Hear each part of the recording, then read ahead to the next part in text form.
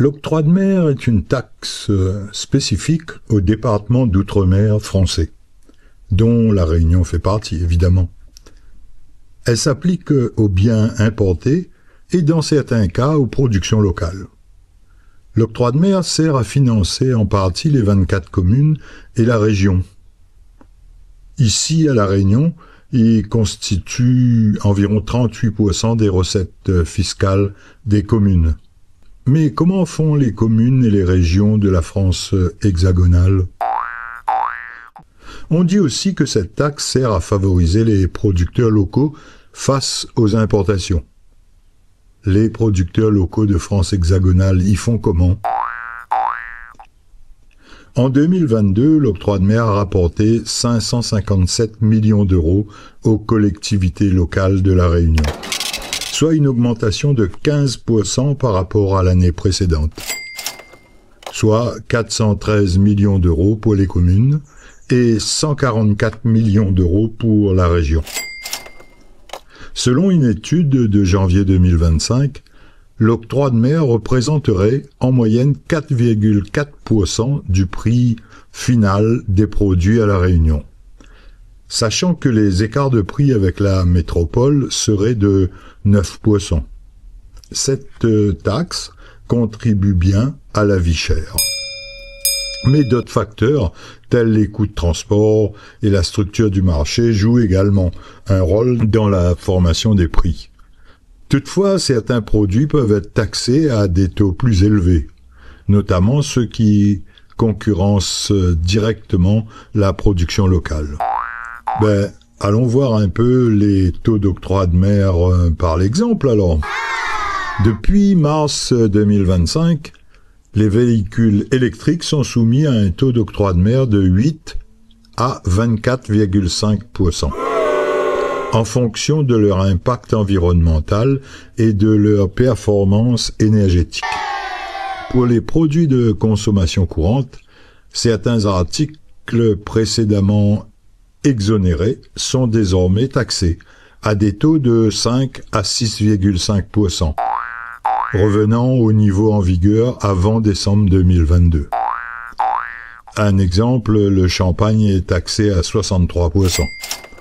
Les vins mousseux, quant à eux, sont taxés à 34% d'octroi de mer. Et ces exemples sont tirés du tarif général OM-vert. Que ça nous peut faire? La Cour des comptes y souligne que l'octroi de mer contribue à la cherté de la vie et recommande une réforme profonde du dispositif. Des voix s'élèvent pour une meilleure transparence dans la formation des prix et une évaluation de l'efficacité de cette taxe sur le développement économique local. Mais les élus locaux défendent l'octroi de mer comme une ressource fiscale indispensable pour les collectivités et un outil de protection de la production locale.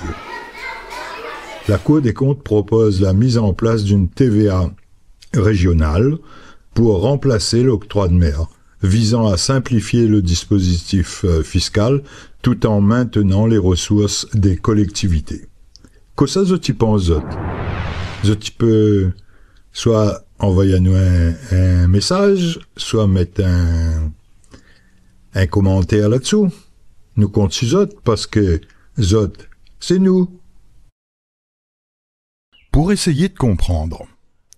Pour l'exemple, on va s'offrir une bouteille de champagne.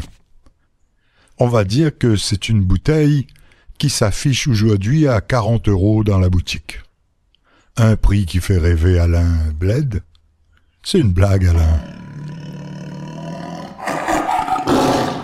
Pour revenir à l'objet de nos désirs, ou plutôt de notre étude, la bouteille de champagne. Cette bouteille a donc un prix, hors taxe, avec marge et octroi de mer, de 36,90 €, puisque la TVA initiale est de 8,5%. On va dire que la marge étant en principe de 50%, le prix d'achat CAF, coût, assurance et fret, sans octroi de mer et sans marge, serait de 14,98 €. Le prix de la bouteille avec la marge serait alors de 22,47 €. La bouteille de champagne avec la TVA de 20,6% serait alors à 27,11 €. Le prix que les consommateurs réunionnais devraient payer serait de 27,11 € et non pas 40 €. Alors, camarades, octroi de mer ou TVA? La bouteille de champagne à 40 € ou à 27,11 €? Choisis ton camp, camarade.